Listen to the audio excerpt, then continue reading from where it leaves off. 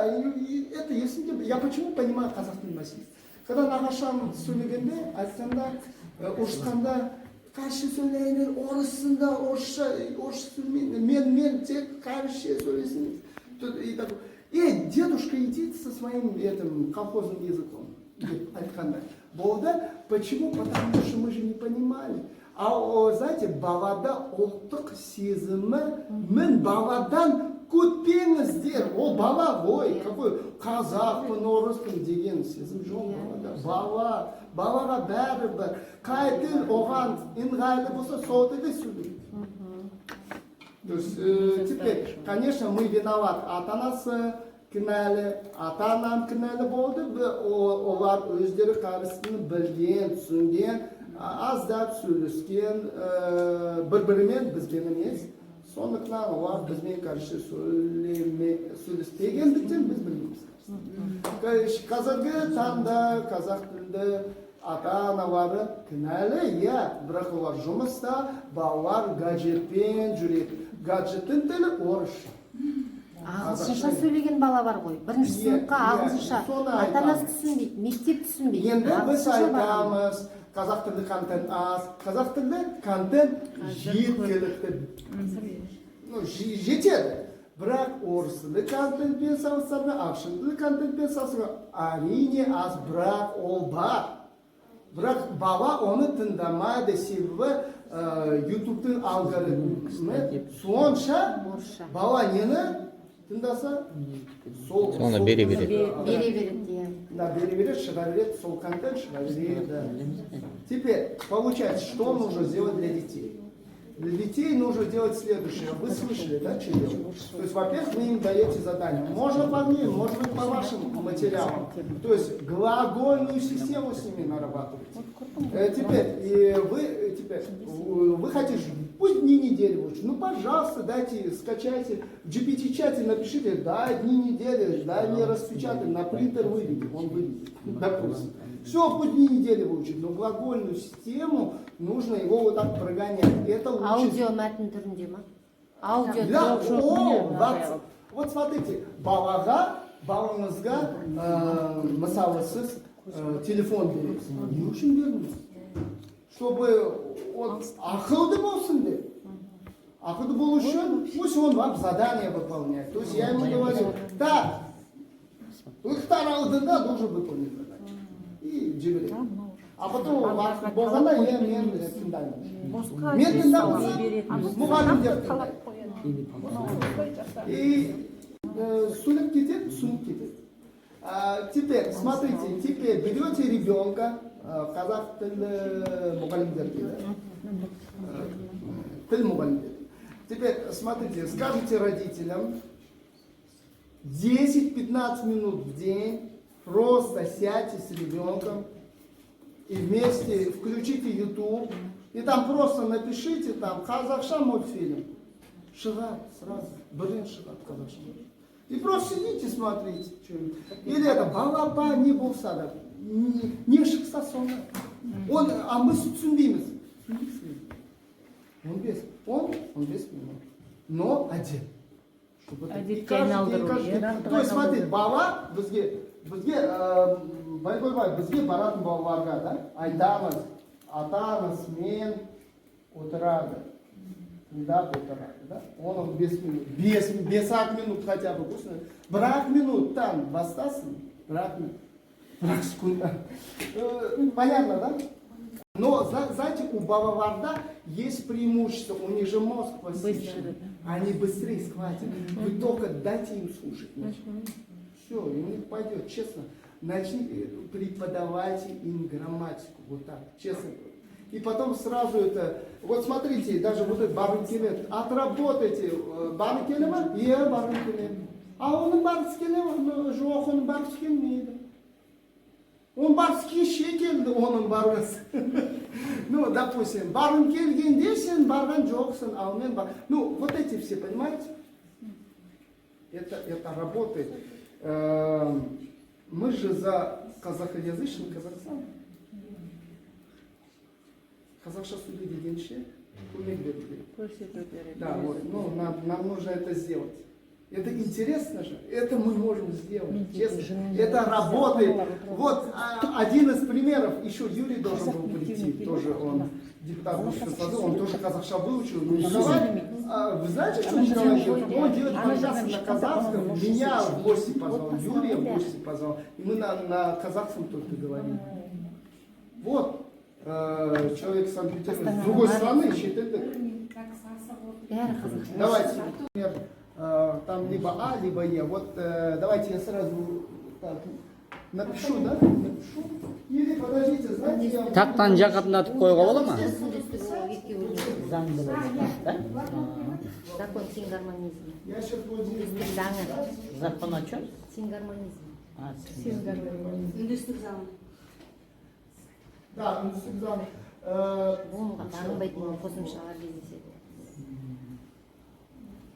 Не знаю, будет видно. Хорошо будет видно, нехорошо. Бабова, да? Давайте наших учеников. Вот этот кру, знаете, да? Войти, а кру? Третий? Кру, да. Ну, сакап кру, да? Сакап кру. Я почему-то как будто... Иә, сақалды қырады. Дұрыс. Смотрите, дело в том, что когда русскоязычный человек слышит К и Х, он бадит. То есть, смотрите, в русском нету разницы между К и Х, это одно и то же. То есть, это от настроя зависит. Например, по-русски, куда ты пошел? Куда ты пошел? Куда ты? Это бертит. То есть, а у казах тілінде екі түрлі әріп екен, да? Екі түрлі дыбыс. Ладно, это не слышит русский. Теперь мы идем кру. Бірдей естіледі. Орыс тілі адам. Орска, да? Иә, оларда ы жоқ өйткені. Үй они произносят ы. Поэтому они Вот путаются. такое, кру, а это киру он думает. Это думает киру, да? Киру. Ну, мы его тут исправляем. Ты его как называй, как Пусть кру. Теперь, когда мы можем понять разницу между кру и кру? Когда вы начинаете применять инструмент. То есть это будет кремен, да? Да, правильно? Yeah. А это крамен, правильно?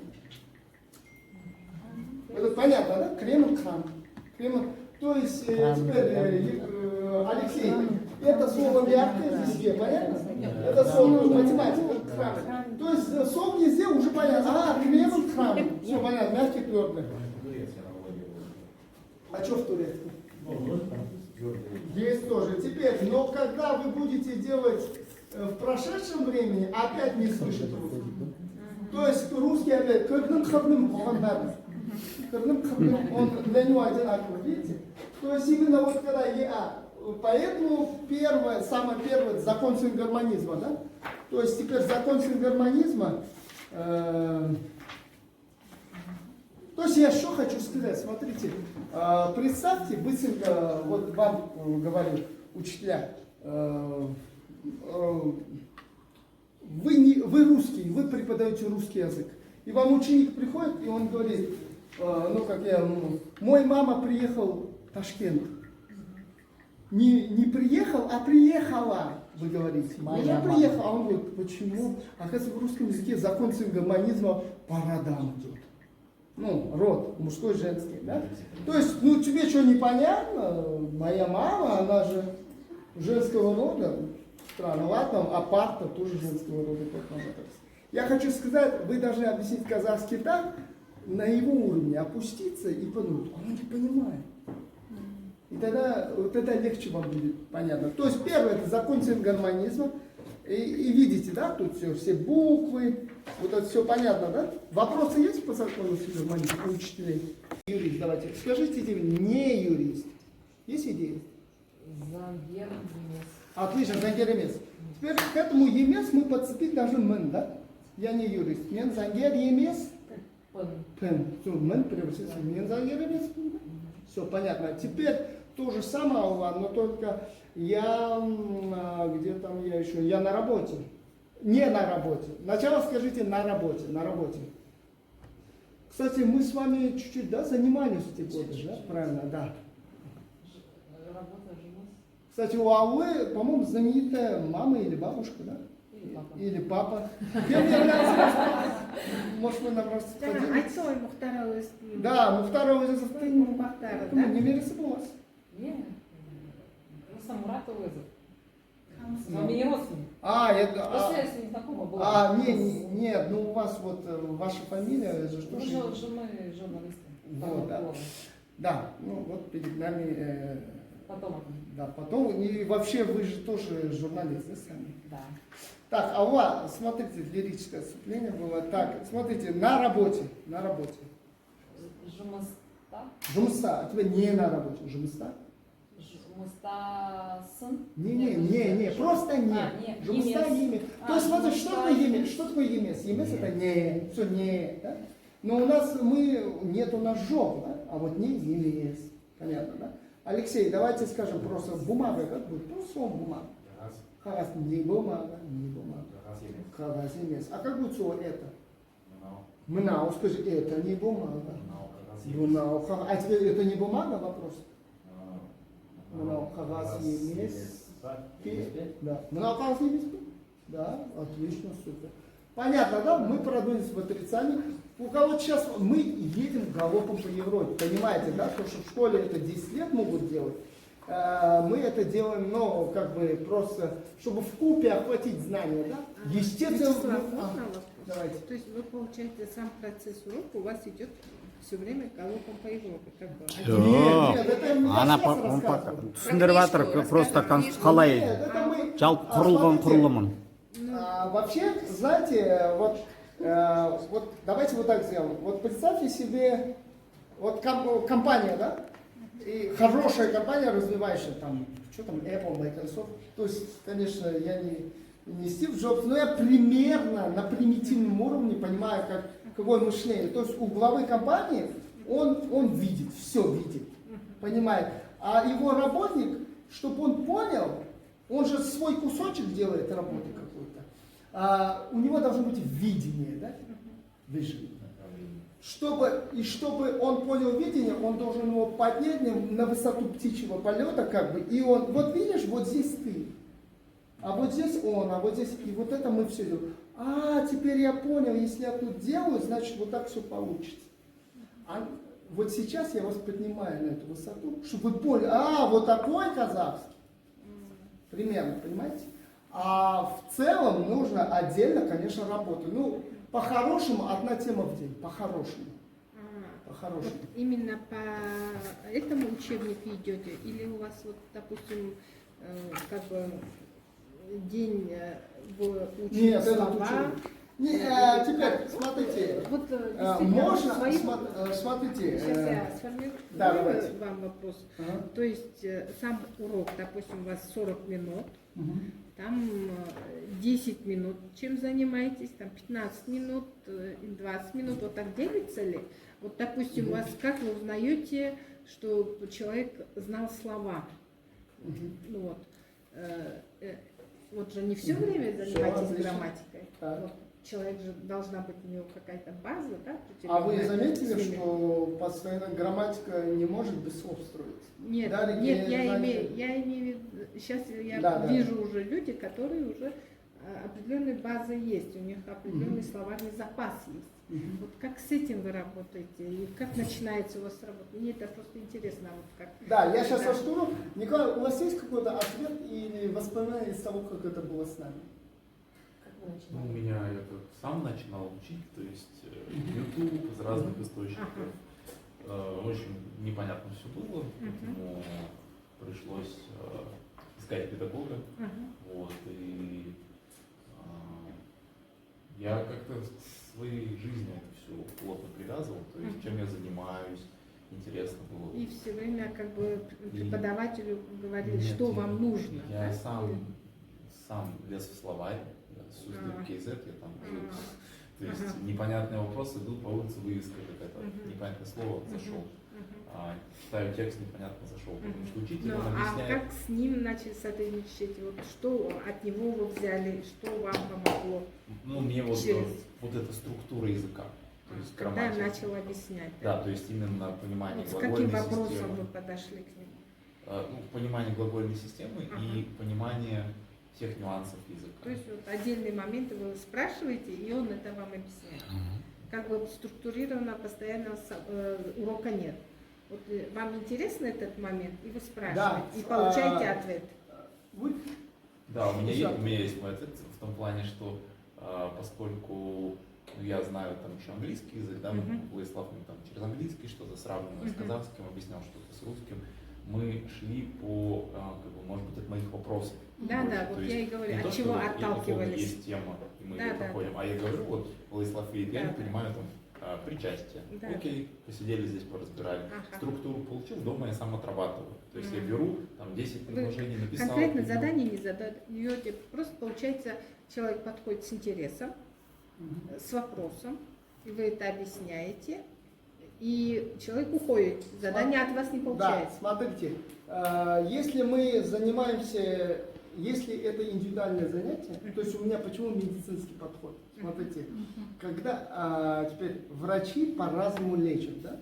Есть врачи, которые лечат по протоколам. То есть, ну, что у тебя, ну, на вот это выпей. Всё. То есть, а что у него, может, у него там почечное давление? Да, И там, ну, ладно, Не вникает. мне не платят столько, чтобы я его почки еще проверял. То есть не буду я затрачивать свое внимание на него сильно.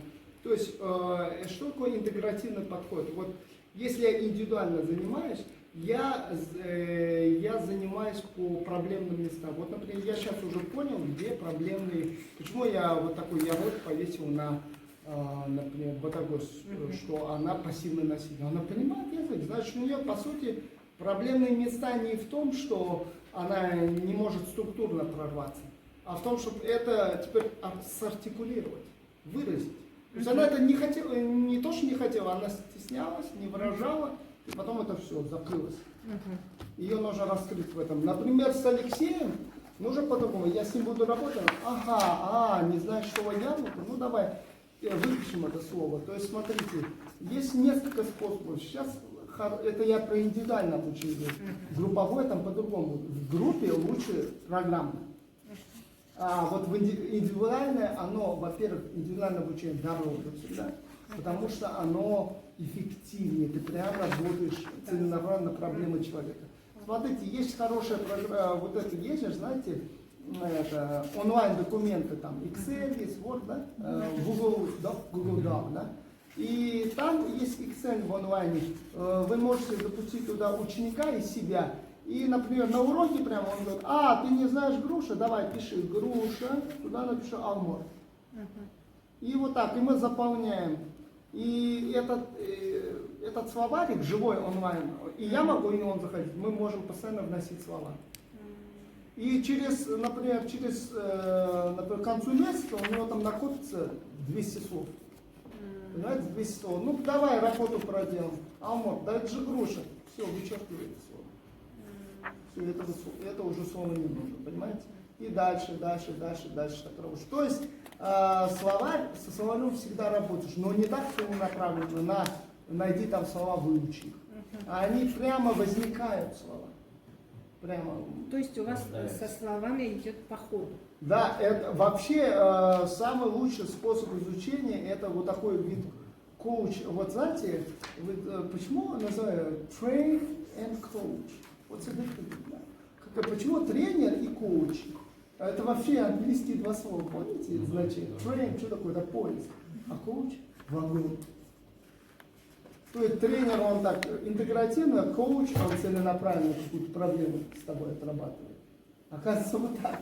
Я тоже когда понял, вот многие не знают, коуч. Я думаю, есть разница в том, что один учит конкретно, вот объясняет навыки его, а другой учит, как учиться самому методологии.